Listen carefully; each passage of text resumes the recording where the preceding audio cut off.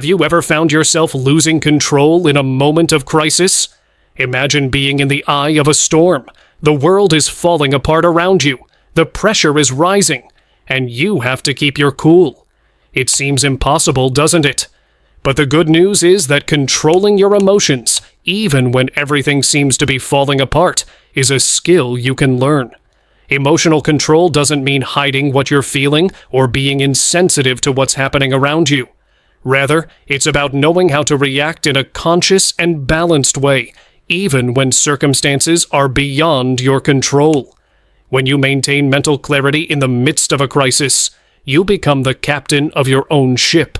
But the question is, how do you do that when everything seems to be out of control? We all go through difficult times, whether it's at work, in relationships, or even within our own minds. There's a crucial difference between those who are able to overcome these challenges and those who succumb to them. That difference is emotional control. Imagine a day that starts with a difficult work meeting, followed by a text from a loved one that makes you uncomfortable. And then something breaks in your house. What happens to you in that moment? How do you respond? What do you do to keep stress from consuming everything you are? Emotional control is the key to stability and success. It's not about being perfect, but about being resilient. People who have emotional control are able to make smarter decisions, stay productive, and most importantly, maintain their inner peace, even in the midst of chaos. This isn't just self-help theory. It's a practical skill that can be trained and applied at any time of your day. One of the simplest ways to stay calm is through controlled deep breathing. Whenever the pressure starts to build, stop and take a deep breath. Inhale for a count of 4, hold for 4, and exhale for 4. This calms the nervous system and brings mental clarity. Mindfulness isn't just sitting in silence. It's living in the present moment.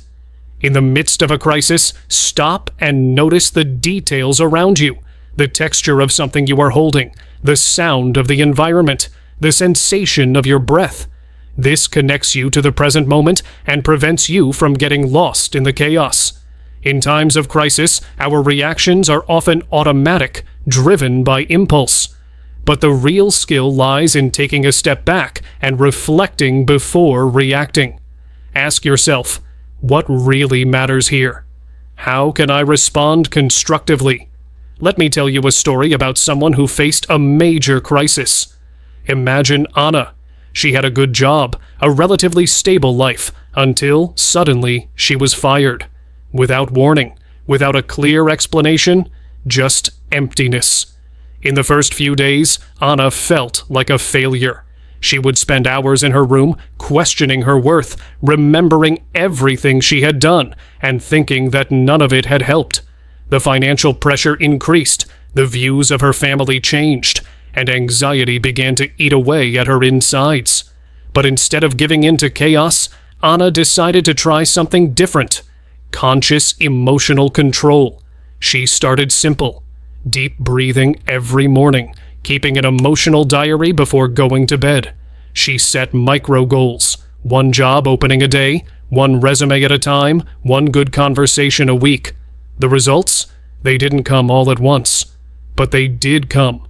Not only did Anna get a new job, one that was more aligned with her values, she also began to deal with criticism, rejection, and pressure with much more clarity and balance. She became a role model for friends and family. She learned that emotional control doesn't prevent chaos, but it prevents chaos from controlling you. And today, she herself says, "It was the most difficult moment of my life and the most transformative." Example: when Anna was laid off from her dream job, she was devastated. But instead of getting carried away by anger and frustration, she practiced mindfulness. She took 10 minutes to breathe and think before making any decisions. This helped her focus on how to react rather than how unfair the situation was. In the end, she turned the crisis into an opportunity for personal growth. Emotional control is something you can cultivate every day. The journey is not about never feeling stressed or frustrated, but about how you choose to react when life tries to get you down. Now it's your turn. When the next crisis comes along, will you let your emotions take over, or will you use the tools you've learned to react with balance and clarity? If you like this video, like it, share it with someone who needs this message, and subscribe to the channel.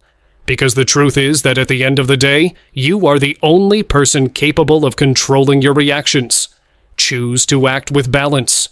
And remember, emotional control is not a skill you acquire overnight, but with constant practice.